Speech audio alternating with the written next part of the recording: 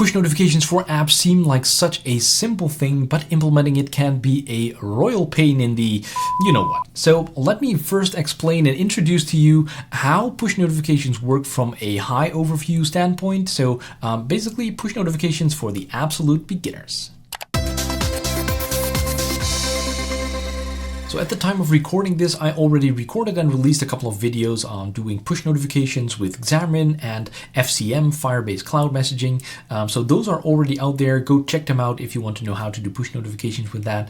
And that also kind of inspired this video because I got a lot of questions under those videos, which made clear to me that not everyone understands precisely how push notifications work from a high overview perspective. So this will be an intro video to those push notifications, I guess, and also push notifications for absolute beginners. Now, to be absolutely clear, this will focus on push notifications that you send on native apps on the device, not progressive web apps, not web applications, not browsers. Those support push notifications as well, which is great. I think the mechanics will be mostly the same, but there will be some slight differences, I guess. So let's focus on the platform specific ones. Now, the first thing I think that is important to note is that the push notifications will always be sent through the kind of vendor's servers. So if you're going to iOS, it will always have to go through Apple servers. If you go to Android, it will always have to go to Google servers. Same for Windows. So this will focus on iOS, Android, and Windows mostly. Now, what happens is that there are services like the Azure Notification Hub or Signal One, and you have got a couple of others who will send the push notifications for you, but those are kind of like wrappers over those servers from Apple and Google and Microsoft, because you will always have to send your push notifications through them, which is a good thing, because imagine that the push notification market would be open to anyone and you could just send push notifications to any device. That would open up a whole new world to spammers to find your device, find your app, and just send notifications to that. That is not something that you want. So that is why Apple and Google and Microsoft will all want to control how they send you the push notification, so they can be in control over the security, how long a push notification token is valid. All that kind of stuff is controlled by them. So you have wrapper services like the ones that I just mentioned. Maybe Twilio does something like that as well, which makes it easier for you to work with all these services, so that you as a developer can just say, hey, I want to send this notification and I don't care about the different formats or the different things. They will do that transformation for you, but they will have to forward your notification to those servers to actually send it there. Now that is another big thing. So the way push notifications work is basically they create a token per device per app. So you will get a token per app and per device. And that token is basically your address for sending a push notification to that specific user, to that app.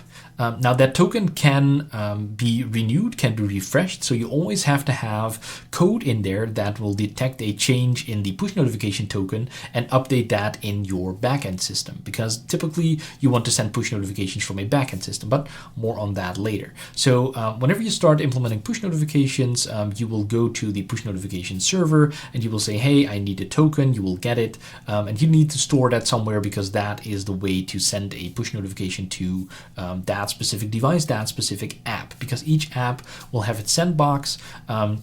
So that is your app, that is your token to reach that person. Now, of course, together with that token, you can send information like the username or who is that user, or, you will have to get that token back to your backend and save it in the database or whatever you use for to do that, and how to link that to a user and know to send them what information. Now, the token is one way of doing it. You have other ways to group kind of people together. You have, for instance, topics or that kind of stuff, where you can say, hey, I want to subscribe this app to a certain topic, and then you can send a notification to a topic rather than a token, and then it will, the Apple or Android or whatever service that you're using will automatically know which users are subscribed to that topic and which tokens are under there. I guess doing it that way would make most sense if you have, like, I don't know, a news app and you want to subscribe to a certain category, like I want to see all the news about movies, then I enable the movies, and you have a topic about movies, and whenever a push notification needs to be sent there, you send it to the movies topic, and everyone in that topic will get notified. So whenever you want to reach a big group of people, that's the way to do it. But if you're building a chat app and you want to send notifications from one person to the other, then you're going to probably want to have that one token, because you just need to reach that one person. Now, this is kind of like where it gets interesting on where a lot of people have questions, because if you look at my video on how to send push notifications, I'm just implementing some code that does it from a console window, right? So you just trigger that console window, it will send one static message, and that's it. That was just to get the point across of like, hey, how do you see the code to send actually a notification? But it's up to you how you want to implement it, because there are so many use cases on how to do this. The way I see it, everything is basically also a transaction on your database, whatever that database might be. So if you have a chat app, you will have a database. So if I send a message from my app, that message will go to your backend. It will be saved in a database. And in that database, it will know to which user that message has to go, right? So you will have to store the token for that user, and you will have to look up like, hey, this person sends this message. And then whenever that database trigger hits, then you will have to implement the code that I used to send the notification to find the trigger for the right person and send the notification at that point. So you will have all these kinds of triggers somewhere in your backend, probably. I think the backend makes the most sense, where you can trigger the push notifications, and you will have to have the token there somehow, and send the notification to the right person on the right trigger. Does that make sense? I think so. Because I also got a lot of questions about, hey, how can I send a push notification from one device directly to the other? Like, technically you could make something like that, but I don't think you should. Like I said, there is most likely always a backend involved in your application.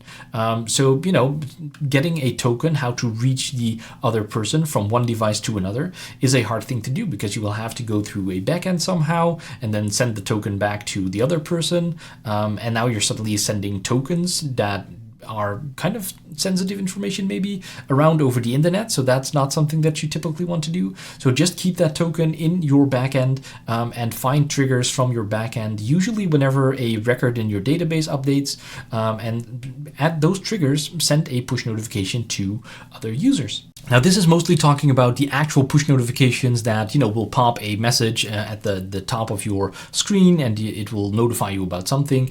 There are a lot of other applications for push notifications as well. You also have silent push notifications, where you can trigger your app to update data in the background, to do all those kinds of crazy things.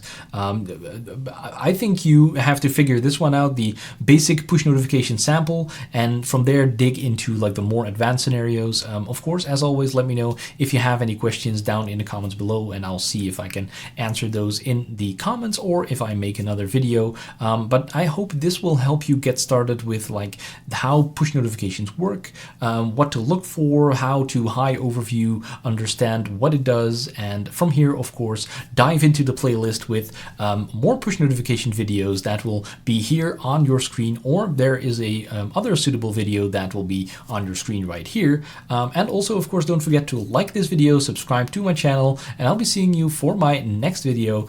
Keep coding.